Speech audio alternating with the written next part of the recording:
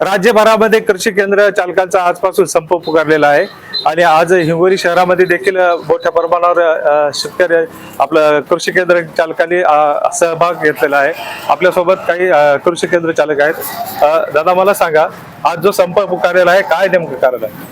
महाराष्ट्रातल्या 85,000 कृषी केंद्र चालक तथा हिंगोली जिल्ह्यातल्या 700 कृषी केंद्र चालकांनी आज या बंद मध्ये उत्स्फूर्त सहभाग नोंदविलेला आहे।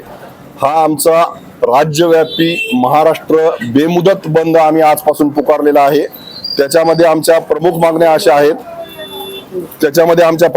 अशा आहेत की खत कंपन्यांकडनं होणारी लिंकिंग शासनाने त्याच्यामध्ये लक्ष घालून ताबडतोब बंद करावी।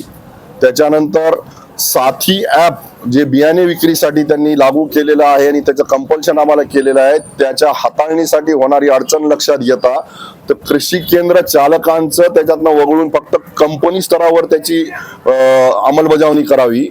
त्याच्यानंतर जे सीलबंद बियाणे आम्ही घेतो, सीलबंद औषधी असो, सीलबंद खते असो, निविष्ठा सीलबंद घेतो आम्ही, उत्पादक आम्ही नाहीत। आम्ही उत्पादकाकडनं सरकारच्या विहित नमुन्यामध्ये पक्क्या बिलामध्ये माल घेतो आणि विकतो। मग त्या निविष्ठांचे नमुने जर का अप्रमाणित आले तर त्याच्या केसेस आमच्यावर का होतात? म्हणजे याचा अर्थ असा आहे की सावरकरांनी म्हटलं होतं की मी शेंगा खाल्ल्या नाहीत, मी टरफलं वेचणार नाही।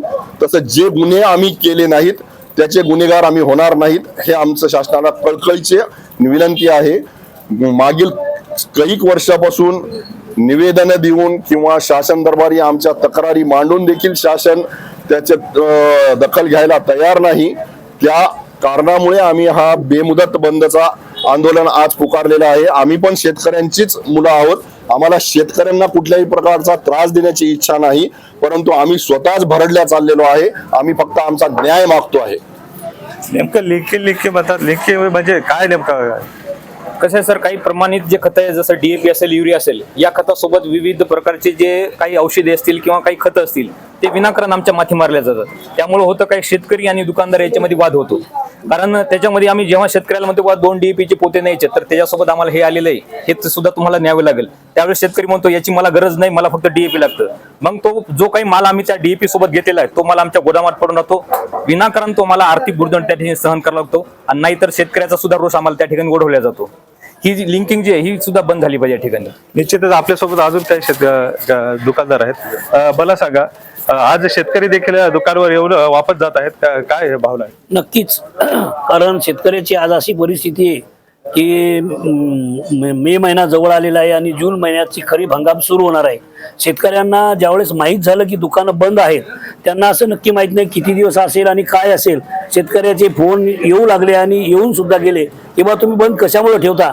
आम्ही शेतकऱ्यांना सुद्धा विनंतीपूर्वक सांगितलं की आम्हाला सुद्धा आमचे दुकानं बंद ठेवायची काही हौस नाही किंवा हे नाही, परंतु जे तुमच्यावर होणारा जो अन्याय आहे, ह्या कंपन्या लिंकिंगचा अर्थ असा आहे की DAP सोबत कोणी नॅनो युरिया, नॅनो DAP देतं, म्हणजे एका सोबत 2 सोबत 1 काहीतरी देऊन ते शेतकऱ्याच्या जबरदस्ती माथी मारावं लागतं। पहिलंच शेतकरी आर्थिक संकटामध्ये भरडलेला आहे आणि त्या लिंकिंगच्या नावाखाली अजून शेतकरी भरडला जातो किंवा आम्ही जर तसं नाही दिलं तर त्यांचा रोष आमच्यावर होतो आणि त्याला एक वेगळं वळण लागतं। म्हणून आमची एकच विनंती आहे शासनाला की आम्ही हे प्रमाणित बियाणे आणतो, पॅकबंद आणतो आणि सीलबंद विकतो, त्याच पद्धतीनं ते आम्ही सरकारनं आमच्यावर हा होणारा अन्याय टाळावा, हीच आमची सरकारला विनंती आहे। माझं दुसरं एक मत म्हणणं असं आहे की शासन एकीकडे म्हणतंय की मुबलक प्रमाणात खताची उपलब्धता महाराष्ट्रभर आहे।